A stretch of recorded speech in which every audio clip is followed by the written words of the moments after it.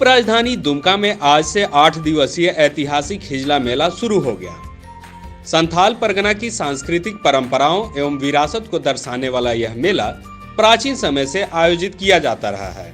दुमका शहर से 4 किलोमीटर दूर हिजला पहाड़ी की ढलान और मयूराक्षी नदी के बीच मनोरम भूमि पर हर साल जनजातीय हिजला मेला लगता है।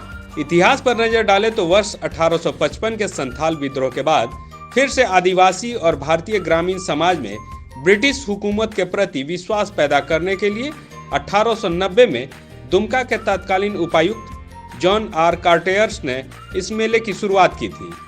तब से हर साल यह मेला इसी स्थान पर लगता आया है। 1978 में इस सांस्कृतिक मेले के साथ जनजातीय शब्द जोड़ा गया और वर्ष 2008 में झारखंड सरकार ने इसे राजकीय महोत्सव का दर्जा दिया। इस साल यह मेला 130वें साल में प्रवेश कर रहा है।